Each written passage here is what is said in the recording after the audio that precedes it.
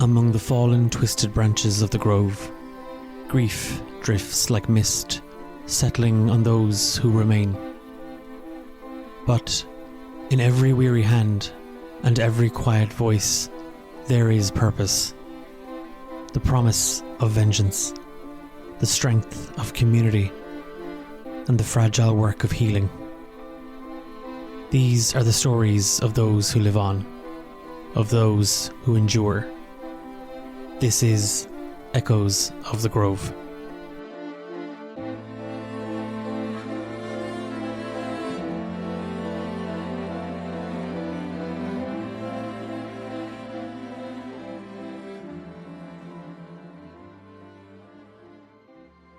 Oisin, Oisin and Old Screech, you burst from the choking clouds of toxic gas just as another detonates behind you.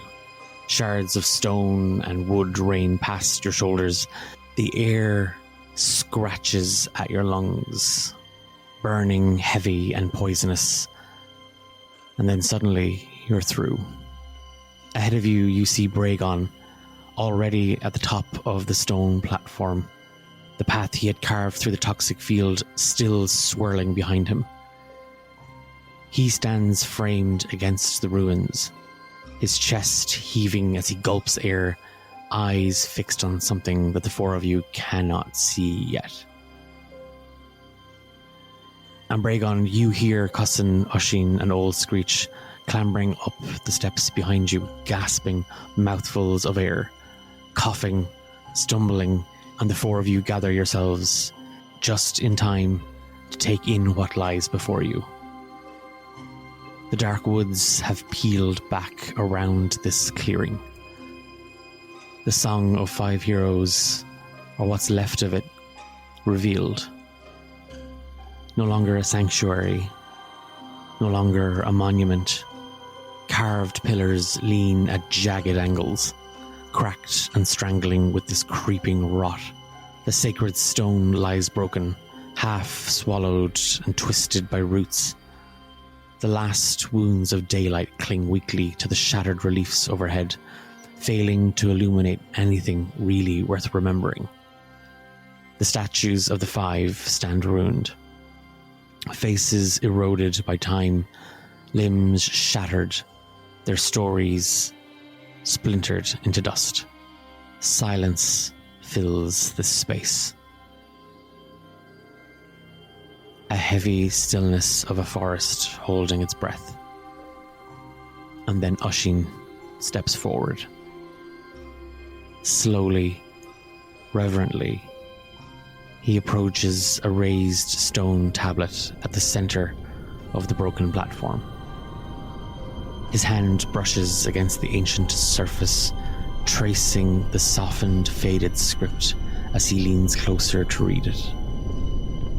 And then all of you feel the ground trembling beneath your boots.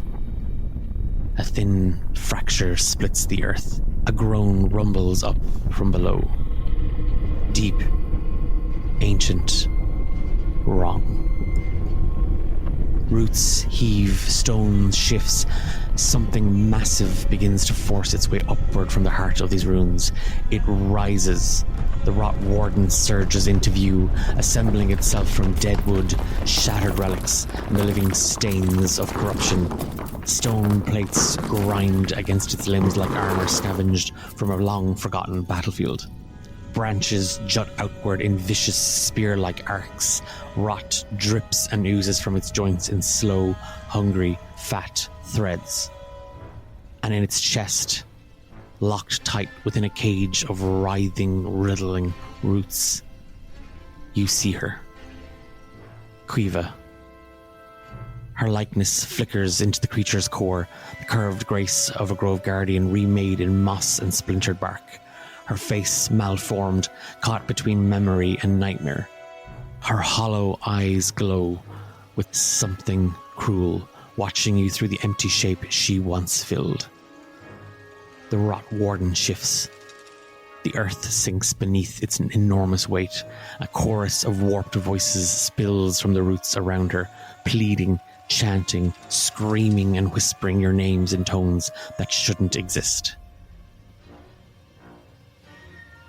Behind you, the gas clouds pulse and seethe, your campfire's distant glow barely clinging to life, fragile, utterly irrelevant in the shadow of what now rises in front of you.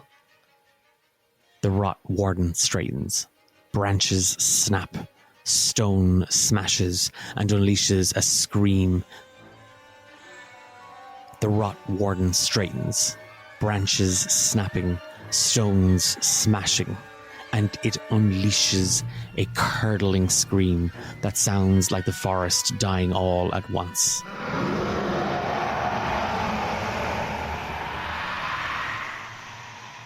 This is your truth.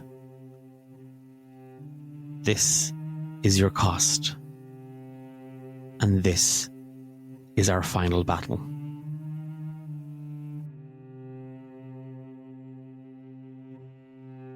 I think as soon as I see that Kiva has turned into the embodiment of Rot, she immediately just goes limp in your hands and then hardens and is just like, she's in there.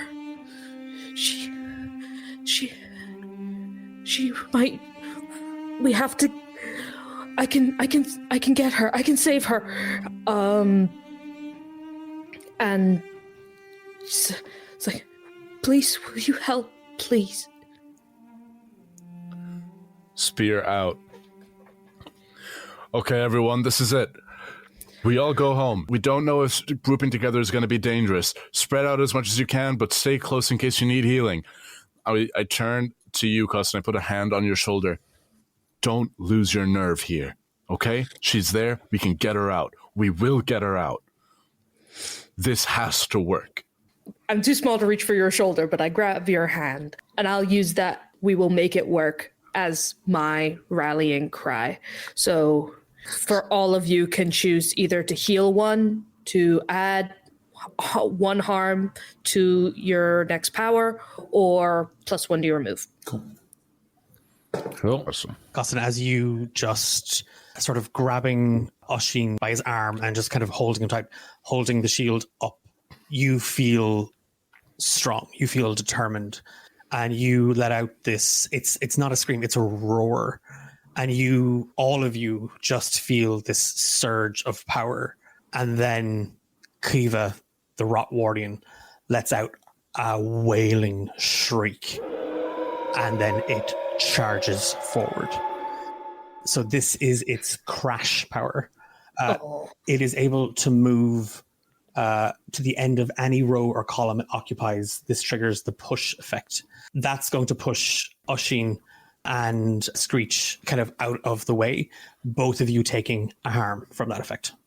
You see this gigantic statue of dirt and stone of Kiva and just surge forward, tearing herself out of the ground, and it just charges into you. Dirt, stone, runes of the Song of Five Heroes just scatter everywhere. Cossin and Bragon, you are able to just sort of narrowly avoid it, and you watch then as Screech and Oisin, they are just violently shoved out of the way as her form just surges forward. Oisin, it is your turn. I'm going to say, okay, everyone scatter now. And I'm going to use Pierce Spirit. I can attempt to sever the beast's connection to the forest. Range 1 effect. The beast cannot either move or take an action after your turn. I want to take away its ability to charge us again, because on either side of it, it could choose to charge us, and I want people to be able to get out of the way. So I'm just going to get the spear, and I'm just going to find, like, wherever I think a foot is. And I'm just going to stab it into the foot. And I'm just going to hold it there. And are you stopping it from using its action or stopping it from using its movement? Would that charging ability count? I mean, I assume that it's That was an action. I assume that it's an action, but would taking away its ability to move remove that action as a possibility? No. because it can still. So it's that movement is a special type of movement. It's the same thing with. Perfect. So I have a power that stops ye moving normally, but if you have like the ability to fly, that doesn't. Okay, awesome. impede you. Then I'm going to go action. I want to stagger it for long enough that people can get away. There's and can I? You can move as well. Or use a different power. Yeah, you know that's. First, I'll go in with it for a jab with let loose, and that will just be 2 harm now. Yeah, if it's only 1 harm before, then adding the net more. Yeah. Yes. Yeah. Yeah. So run in, jab, pin. There's a moment, Oisin, as you collect yourself, and you can hear Cossin calling out your name to see if you're okay, calling out for old Screech. You see Cuiva. You see this monster that has stolen her form. Feeling Criella just in your hand, it's vibrating. It isn't trembling. There's a surge of power in this. You feel it humming, and you just step forward, and in that moment you let it fly from your hand, and there is just a moment where just this blade of light just erupts from the edge of the tip of the spear, and then it blackens, and a shadow of the spear just pierces into Kiva's leg, and where it has planted itself, a rotting elder tree forms, and the roots lock her into place. She does not get an action here. She is going to move, so she can't take an action against you or use any of her powers, but she can move, and she's going to shove you and Cossin back. You'll both take 1 harm. She just presses in on top. That brings us then to Screech. Ooh, yeah. Screech is a bit taken aback by this rush of this bulbous rot monster that is also Kiva. He's gonna look at this, study it for half a fraction of a second. It's like, it appears the rot can be harnessed. See its power in full use. Let go. That power is ours. That power is from the grove's inhabitants. And he's going to rise up his hand, the scroll floating in front of him. He's going to let the scroll unleash its full potential, piercing the veil around it. And from little rifts in the air, a wave of necrotic energy pours through towards the creature here. As he'll scream, "Show me your secrets!" Dealing 2 harm to the beast. After this display of bravery, he's going to very, very, very bravely continue on his streak and bolt up into the air and take flight into the canopies and reappear only at the start of the next round. Nice. Let's go. So fair. So fair. Raymond, you feel the air get very, very cold around you, and you can hear, like, occasionally you hear Screech saying words that you can understand, but then he's saying other words that you've never heard, and it sounds like gibberish. It sounds like madness. But you see the scroll unfurl itself, and ink and blood begin to fill and blot the page. And then there is just this surge outwards from it as it just collides into the back of the beast. You see Kiva's form just like lurch forward, and you see parts of the stone and the rock just fall away. Beneath this shell, you can see that ball of writhing ooze that swallowed her. And then when you look to where Screech was, he's gone. It turns and just lets out this scream of pain, seeing only you. Quiva, come on. You see a moment. There is just its face sort of contorts, and you see stone and dirt fall from it as its visage just completely shifts. And there's something in its eyes that recognizes you, Bragon.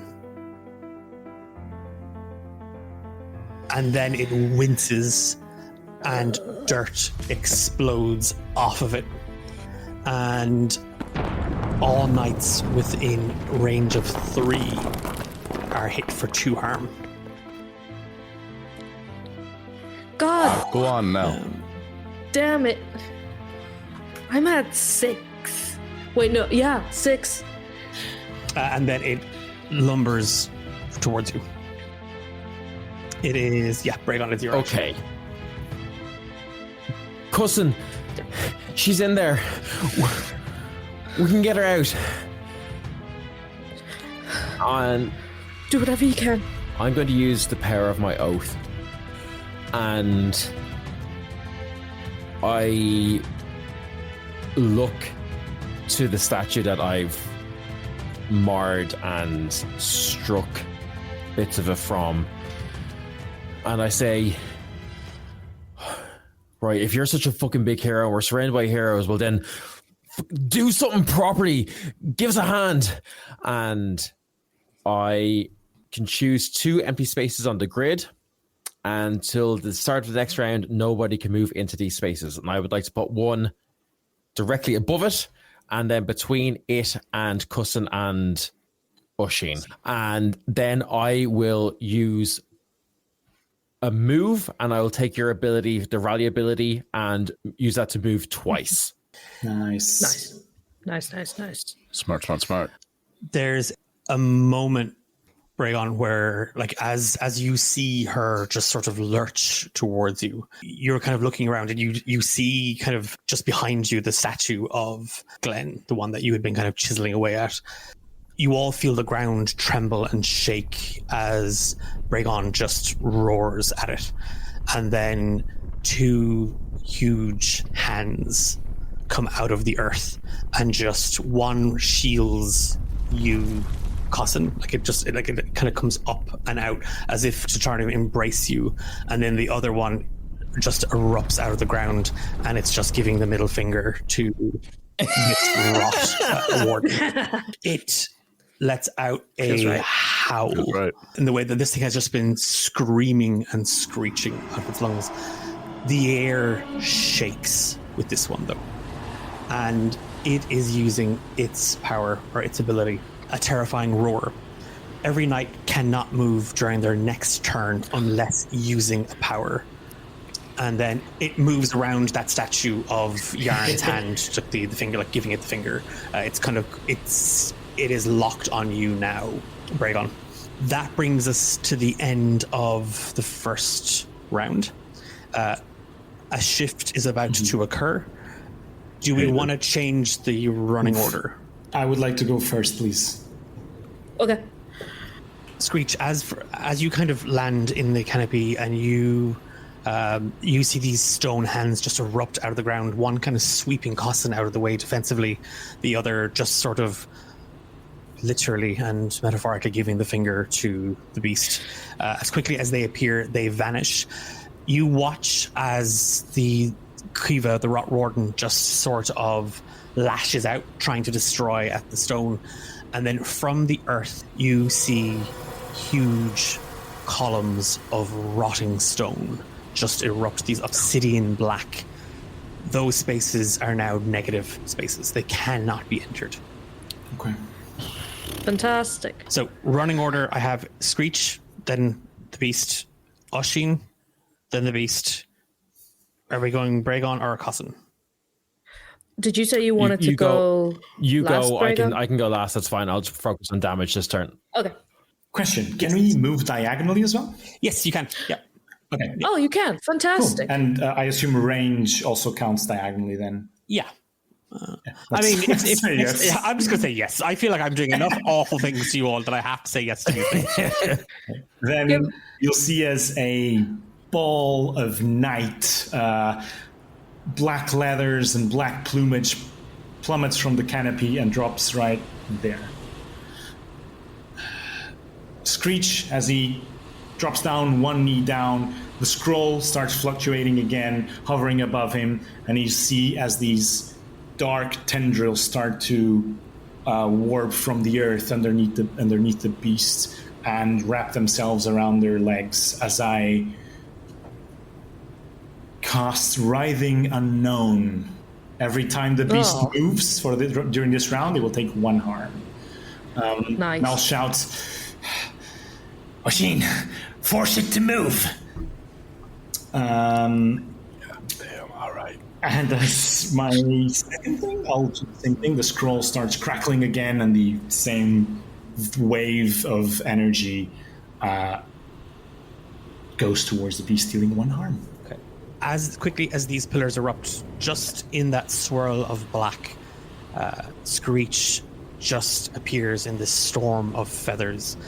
The scroll just sort of furling behind him, almost like a tail. It snaps. All these various sigils in ink and blood hover from it, and they transfix themselves onto the Rot Warden. You see the stone it's as if invisible hands have painted them on them. And as it struggles and moves, you see the stone crack and crumble. In that same surge of magic, the scroll just erupts and a wave of arcane energy wallops into it, and it is almost knocked to kind of one side. It doesn't take its eyes off of you, Rhaegon, and it then just moves forward. And it'll take the 1 damage. Nice.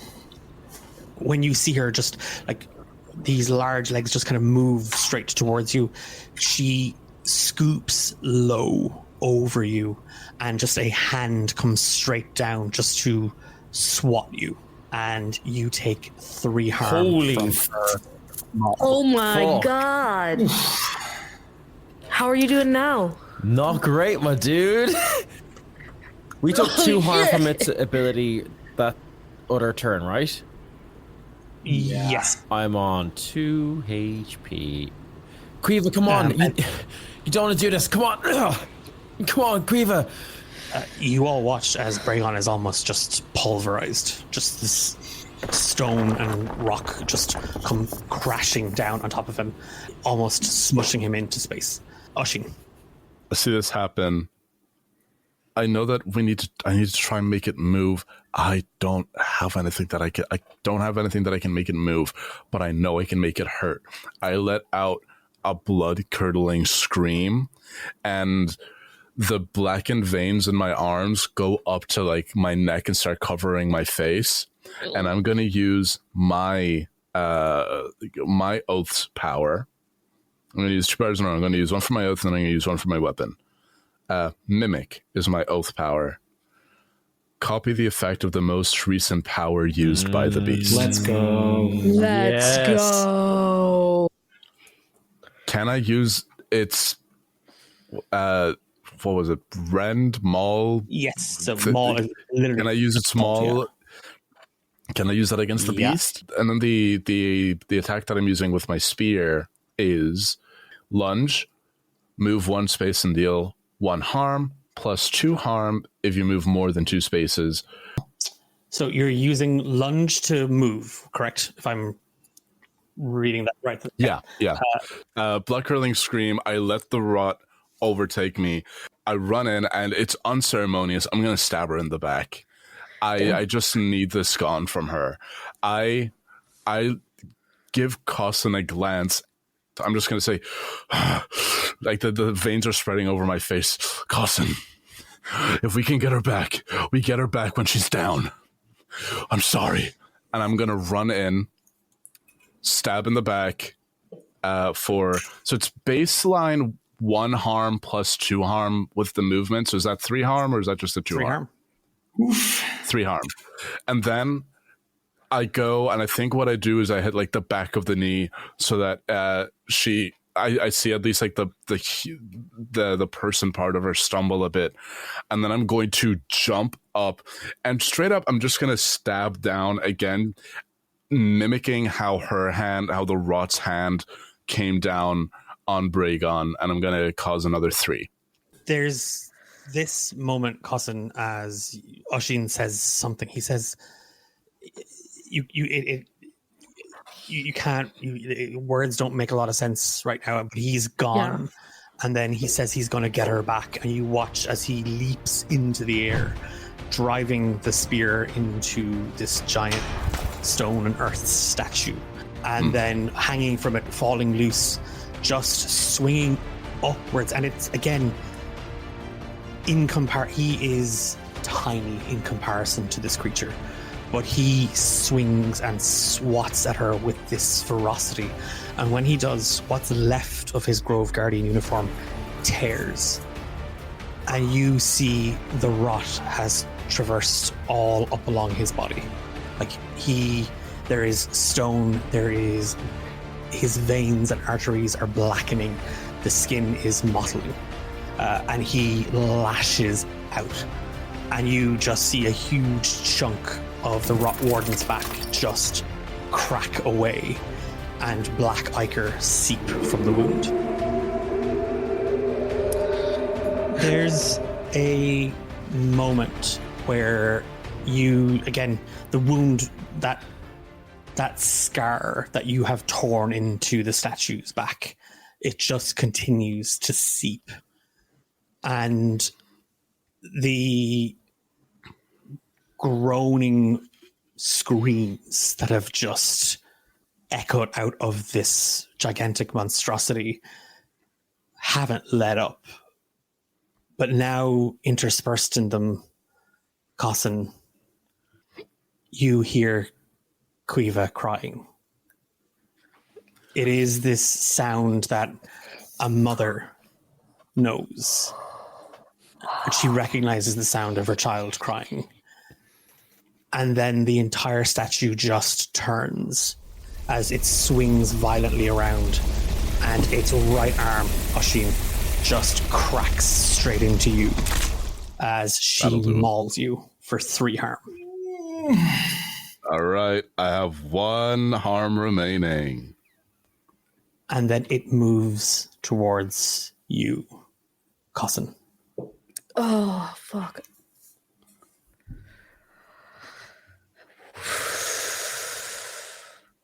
Okay. What do I do here? Because I can't move at the moment, can I? Is there some? You can't, there's some sort of because ability of the crying earlier on. The only reason that Oisin was able to was because he moved using powers. Basically, I'm going to use. It's not going to be much, but I'll be able to deal some harm with this. I'm going to use my charge ability, which means basically I can move in a straight line in the row or column I currently occupy, and I can deal harm equal to the number of spaces I move before reaching the beast. So it'll only be 1 because I'm so close, but it gets me within range of Oisin to be able to heal him. I run with my shield, and I try, and I shove into Kiva, but the shove kind of turns into a hug as I do so. I'm just like, I'm so sorry. I'm so sorry. I gave up on you. I didn't mean to. I couldn't find you. And I'm so sorry. Please don't hurt them anymore. Don't hurt him. He doesn't deserve your anger. I do. I am so sorry that I gave up. And I am going to use my Oath ability, Nature's Gift, and I'm going to heal Oisin by 1.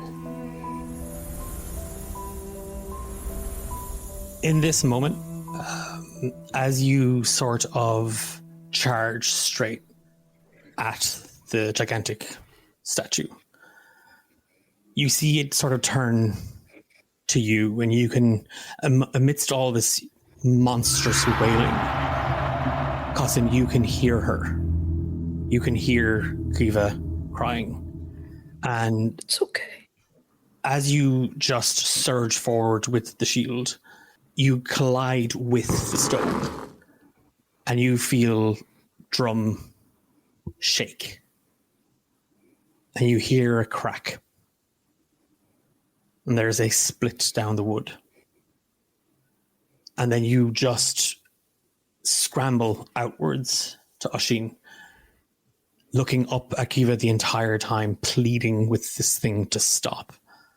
As the energy surges out of you. And Oisin, you feel some of your pain just subside. And you hear Cossin crying. And then a hand comes down on top of her, crushing her. Cossin has been mauled for 3 harm. I'm down. And she is crushed under the Rot Warden's stone hand. Scream.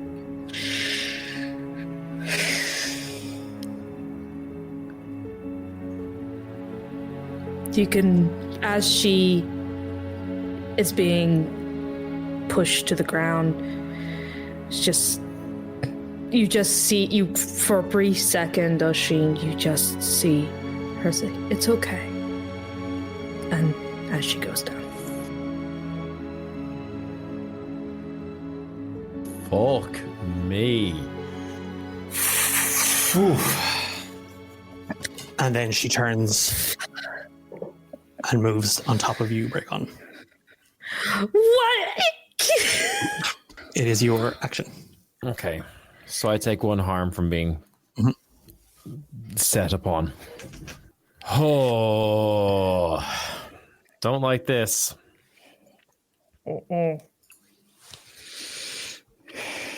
I need a moment. Yeah, this is rough.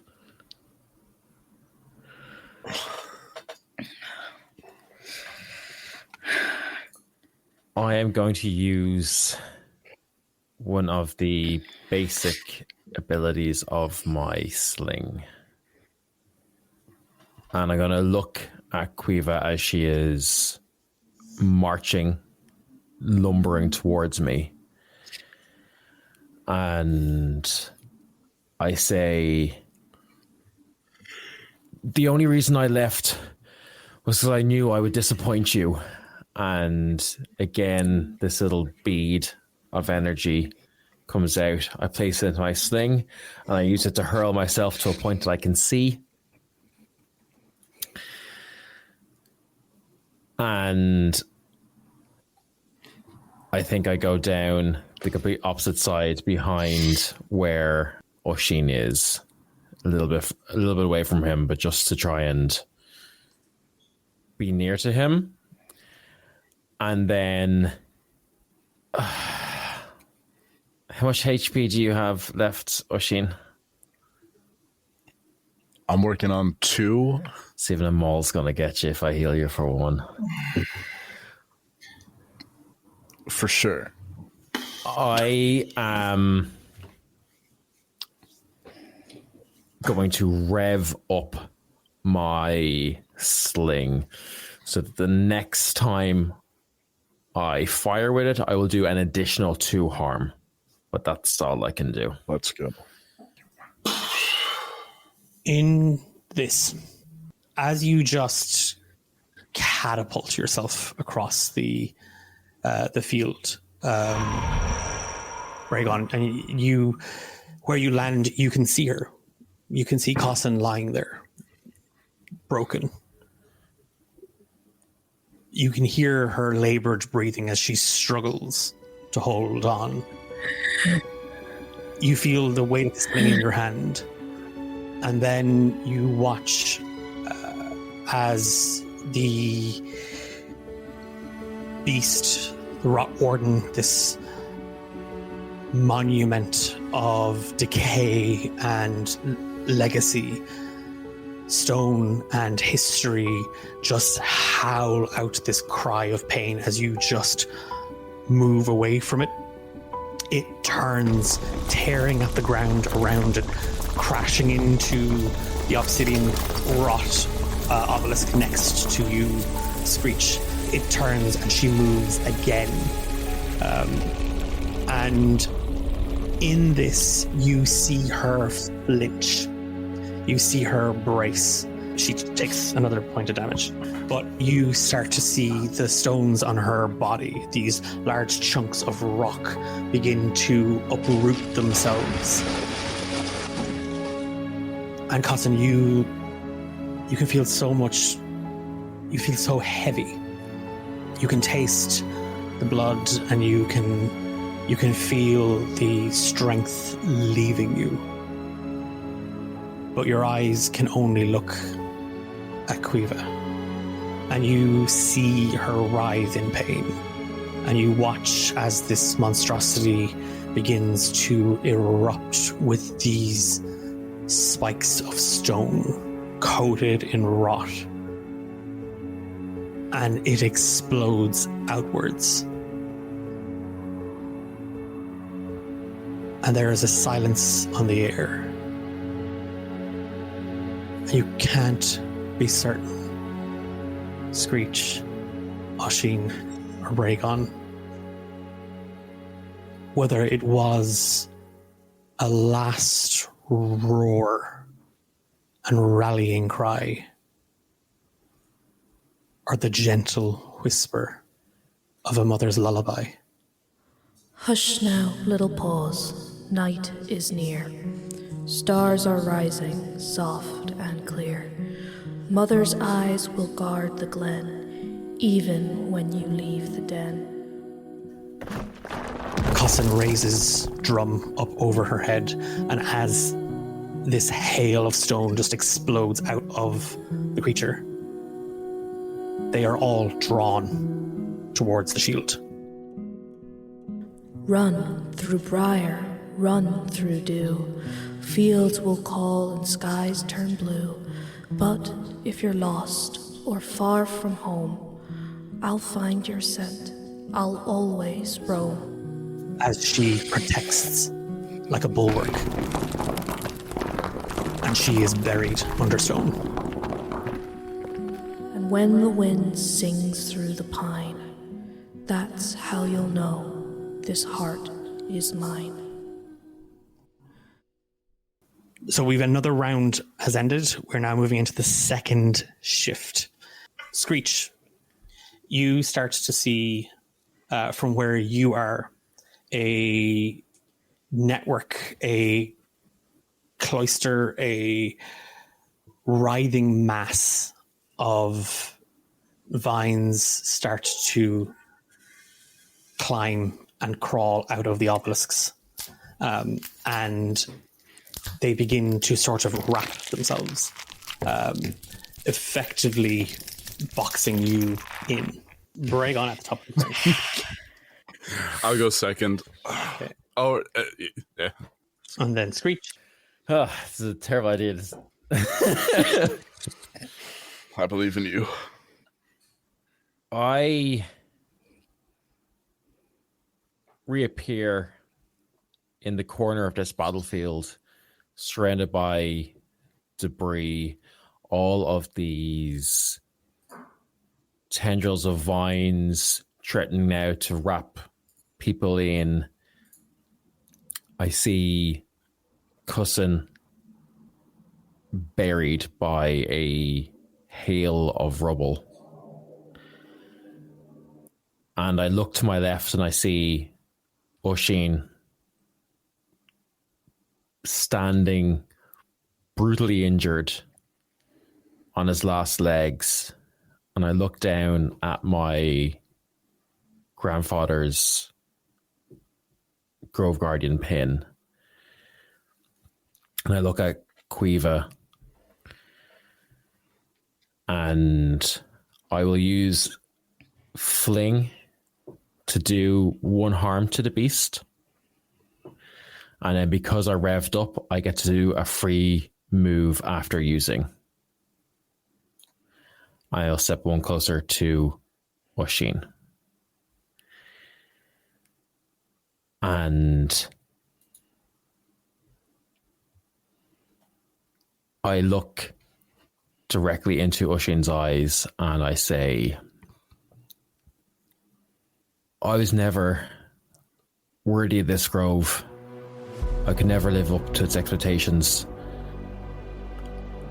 But you could. And I am going to hurl a fellow knight to any location I can see. And I'm going to put you into what I hope is out of harm's way, but in a position where you can take a running lunge at it again. I say, no! And I'm just flung, and I just land on my back, and I'm holding my corroded arm, and I'm just watching you. And I just look up at Quiva, and I say, you'll get out. Oisin can do it. And Screech, they're the two most powerful people I've ever met. I love you, Quiva.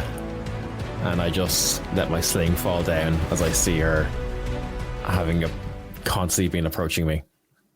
It's a moment, Oisin, where you go to try and get, you hear what Bragon is saying and it doesn't make any sense, and he's rambling and he's losing it, but he grabs you and you just feel your whole self flung over the ruins of this holy site. You course over Quiva's left shoulder, and she almost has to go to kind of swat you out of the air, but you move too quickly. You land and roll in the debris.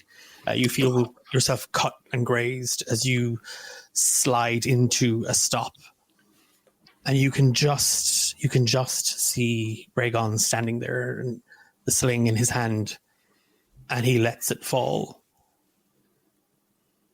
and she moves down towards you. And her hand comes straight across, just swatting you, Bragon. Screech, you see the young man just lifted off his feet. It's a blur. And then you hear a crack as his body wraps around a tree. Oisin. I get myself on my 2 feet. I feel the rot coursing through my body, and I say, as Oisin and Bragon lay dead, Screech is about to be entangled in what some fuck-ass vines. I am going to will the rot out of my body. I am going to lunge at her, and between the lunge and between the maul, I am going to push all the rot out of my body and into her. All you do is take. All the rot has done is take from us, from our community. Fuck you, Quillo. First of all, if you want to take so badly, fine. Everything that I've learned, all the rot that I've taken into my own body, take it back. And I'm just gonna lunge, move in, 3 harm, and then the maul, 3 harm. And at this point, I'm not even speaking. I'm shouting. And as I'm shouting, the ash lung, just blood is pouring down my mouth and down onto my chest because there's just blood vessels are rupturing. Is it ash lung? Have I torn all my vocal cords? Maybe it's a bit of both. Screech, you hear this painful howl just cut through all the noise.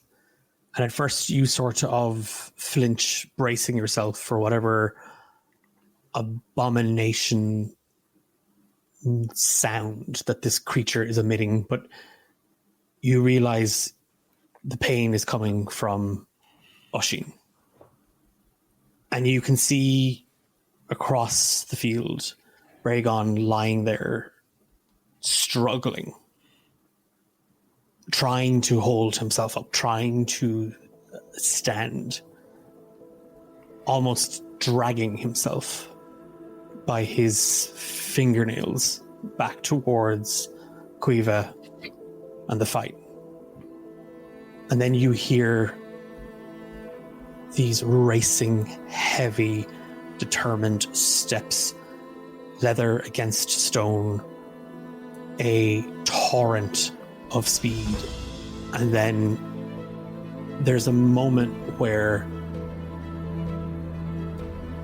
between a heartbeat and a breath, everything just stops.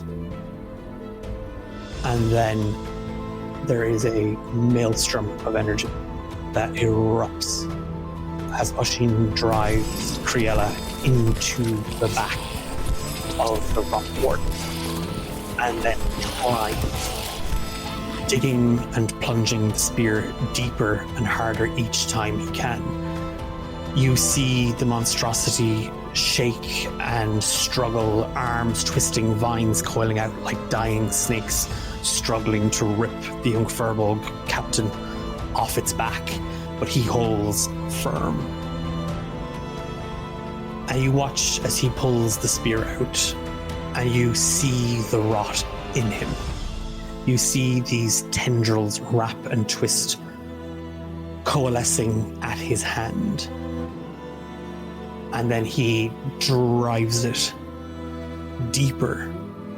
It sounds as if two hands have torn a tree open as the Rot Warden collapses into dirt and stone and debris. There is a cloud of dust and spores that just erupts upwards, and you don't see Oisin. In this split second as everything is happening, there is one fraction of a second before this all happens, or while this is happening, while the dust is settling, Screech maybe sees an opportunity and looks towards Bragon and just screams at him. Would you be happy if you died today? I think Bragon doesn't even look to acknowledge you, but he sees Oisin clambering and tearing this rot monster apart, going towards the heart of it where he knows Kriva is. And in his final few moments, just a faint smile, a true smile, comes across his face. Screech nods in acknowledgement, smiles back at you as well as he can with his beaked face. And the scroll pulses as the bottom layer of the scroll unfurls further, and the inscription Screech has made the previous day on the chasm, the inscription that lets you control the rot, starts being highlighted as the inked blood starts shooting towards it.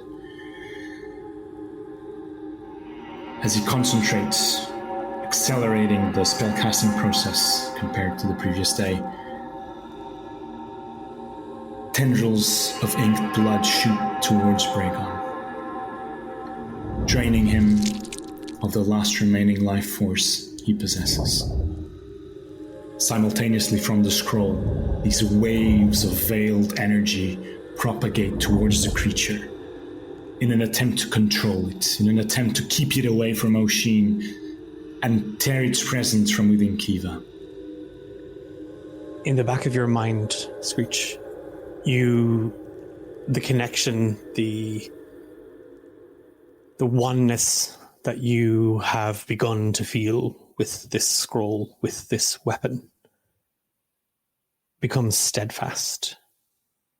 And as you draw on the life force from Bragon, and you see what little he has left, you know instantly it's not enough. And a price has to be paid.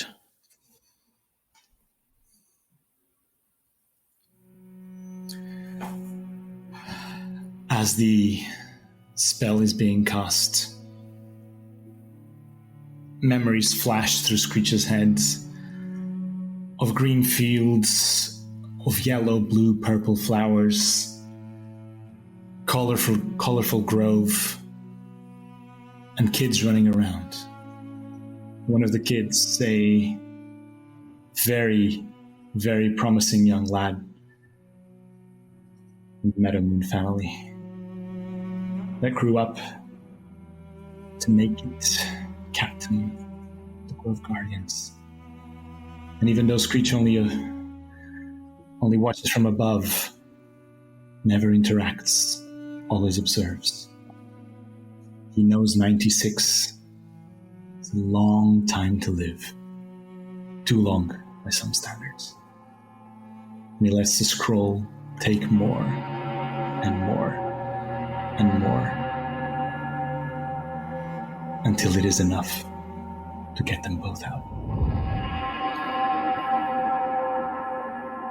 Oisin, you can hear somebody breathing.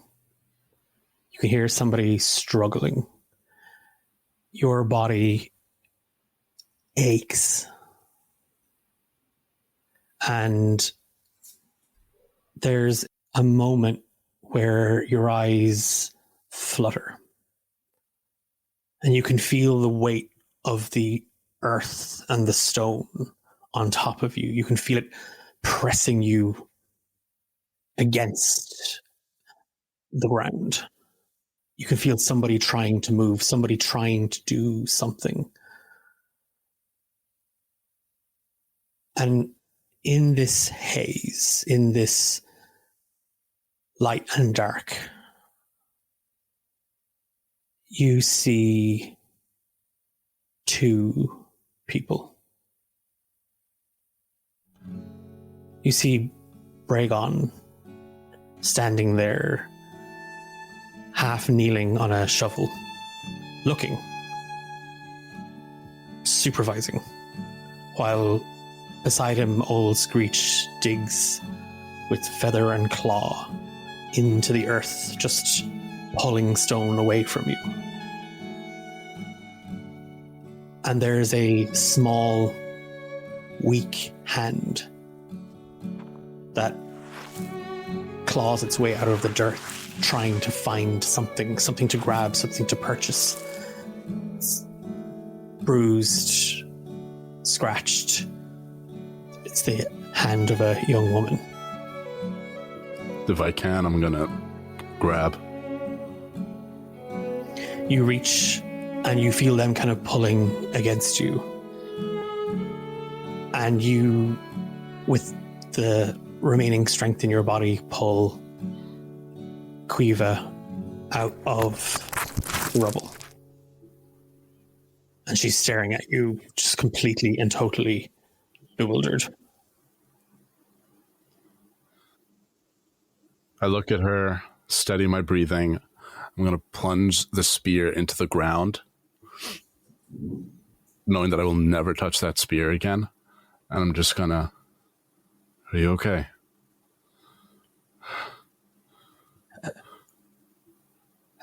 Captain, I... Don't call me that. Are you okay? Yes, sir. Oisin, I... Sir, where are we?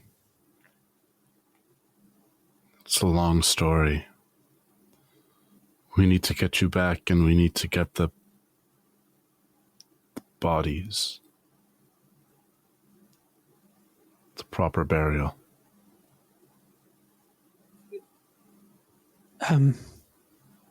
Yes, sir. Oisin, I'm sorry. I did Manny not make it? You are so incredibly loved.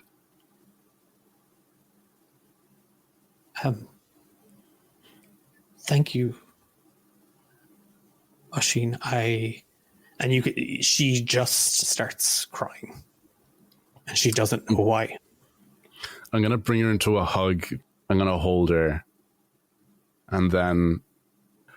Is Screech still here? Is Screech in the actual physical As you pull yourself and Quiva out of this pit and you clamber up, surveying the ruins of the Song of Five Heroes, there is nothing left of the statues or what this space used to mean. You don't see Cossin, Bragon, or Screech. You see a broken shield, a discarded sling, and a scroll of paper just drifting on a breeze.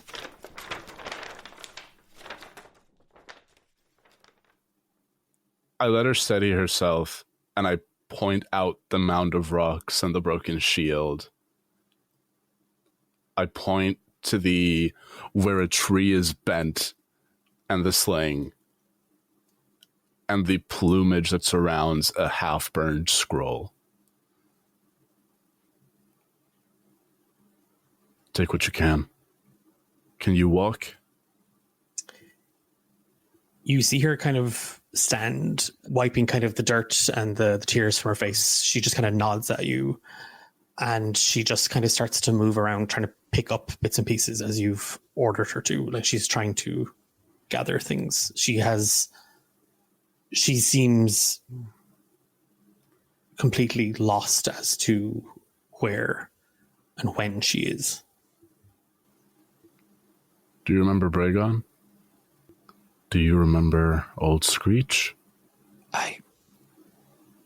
Yes. When was the last time you saw your mother? Just before the potluck. Oisin, I don't understand. Oh, where are we? We're in the forest just beyond the grove. A while back, there was a bad asshole caused a rot to spread. It brought people back to us for safety, and we failed. I failed. And so the four of us came out to find and defeat a beast made of rock and rot. And we pulled you out of that rock, but I'm just going to look at the items that she's holding in her arms. That's all we have left.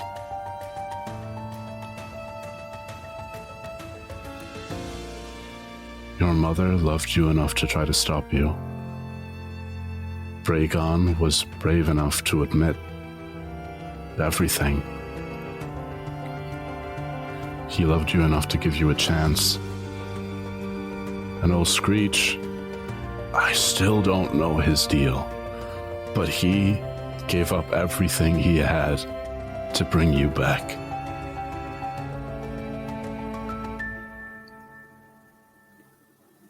Quiva drops to her knees, holding the remains of the shield, the scroll, and the sling. And she just, as if she was hugging them, she brings them up to her chest. And as twilight begins to burn across the sky, and you ready yourself, Oisin, to make the long journey home.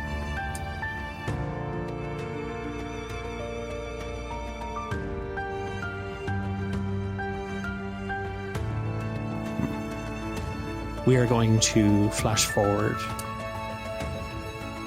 a couple of days, 2 weeks later.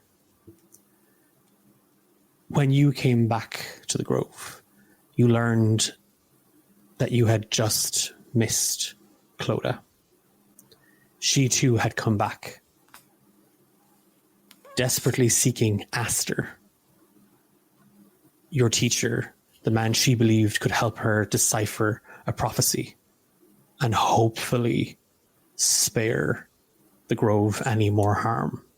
She went on her own path looking for what was harming the grove. Nana brings you to the tent set up in the middle of the grove, the village.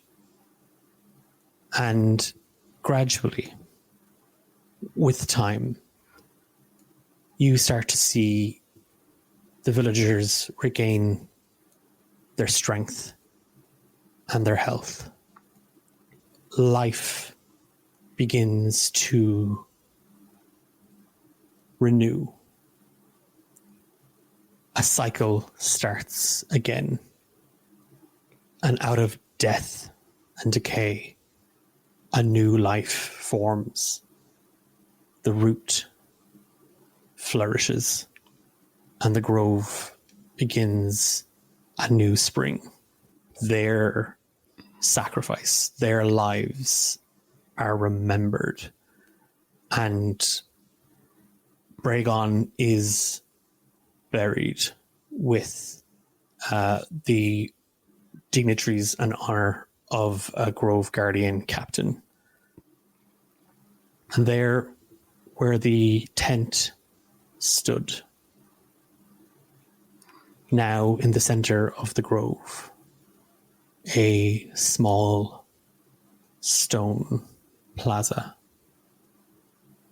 a song of three heroes, stone statue of three heroes. Oisin carved mid-step, and a cloak and an apron kind of billowing behind her, and just this look of calm and kindness etched in stone.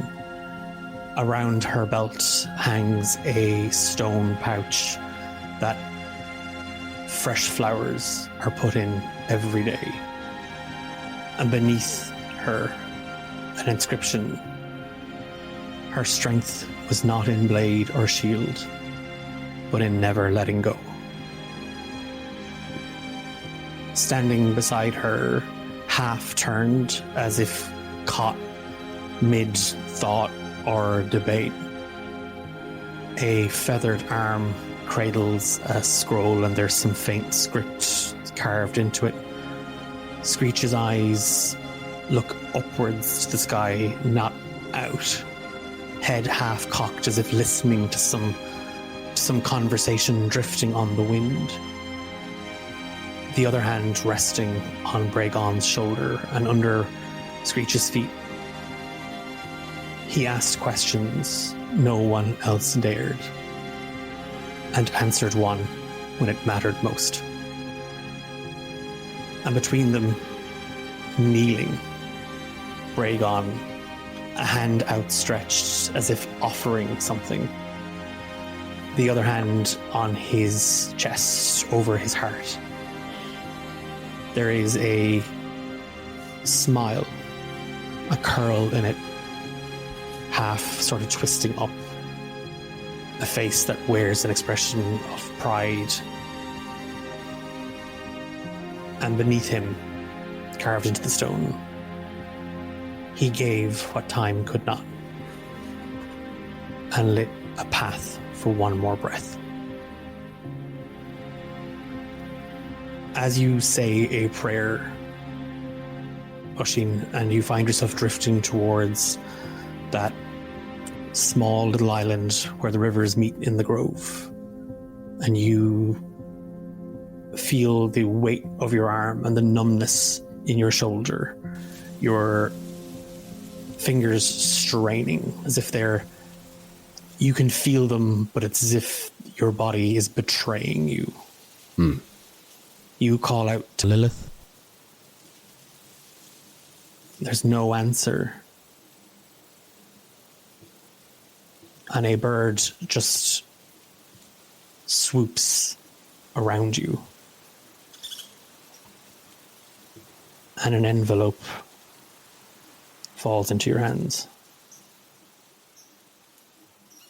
To the Medamoon family.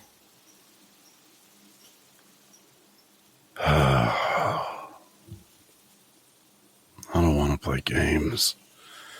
I'm going to crack the seal, open it up. To the Metamoons, your presence at the wedding of Quillo Isidrim and Sekhmet Tenderson is formally requested. We hope to see you there.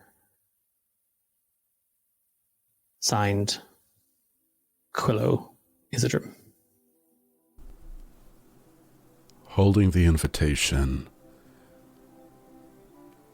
I look around, I look at the forest, and I take a deep breath. I can feel the rage burning a pit in my stomach. I can feel it bubbling up and rising up my throat like bile.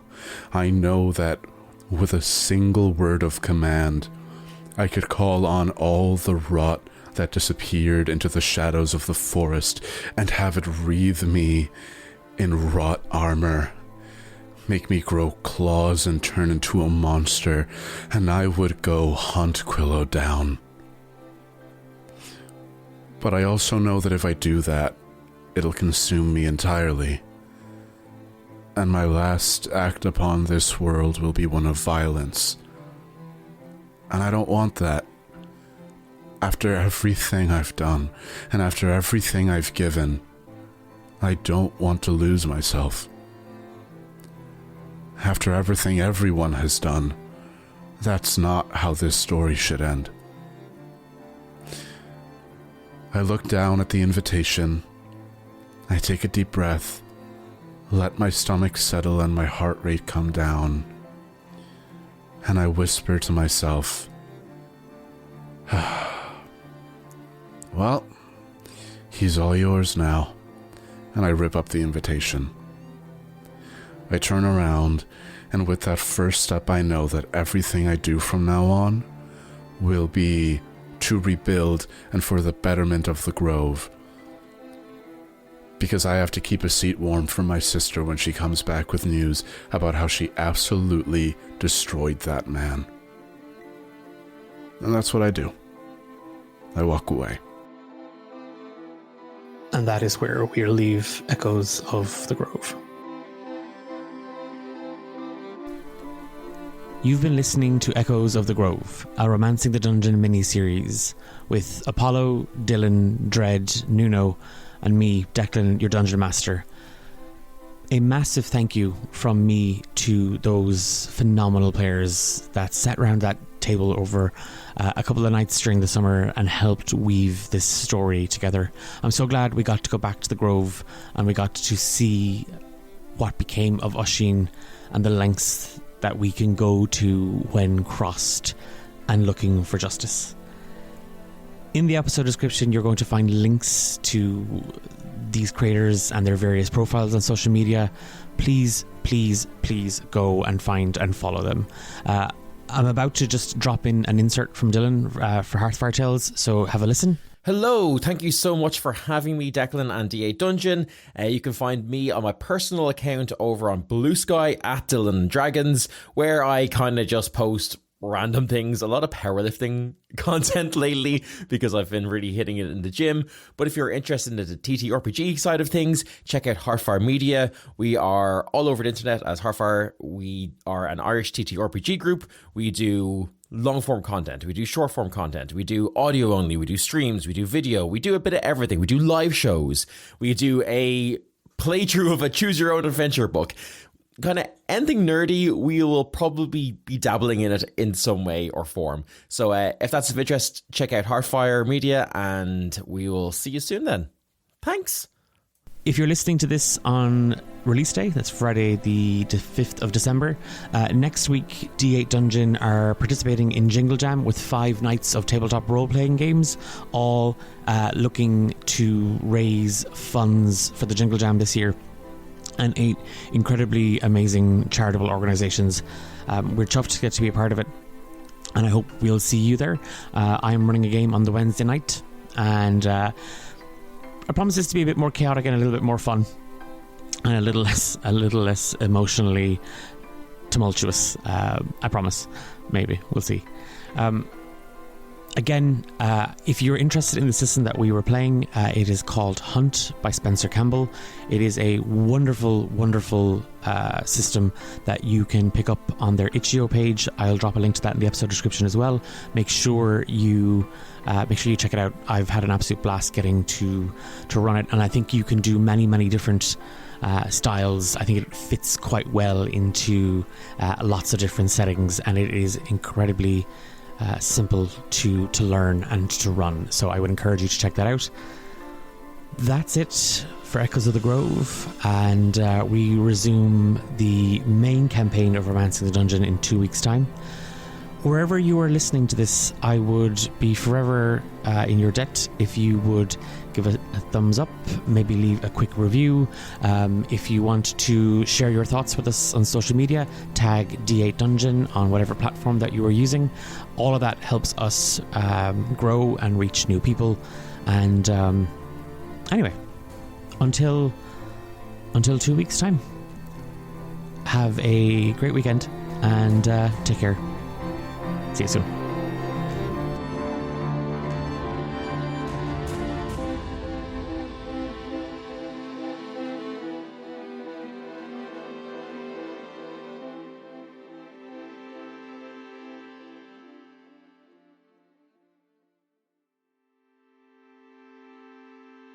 Fuck you, Declan. You made me all emotional. Now I can't think.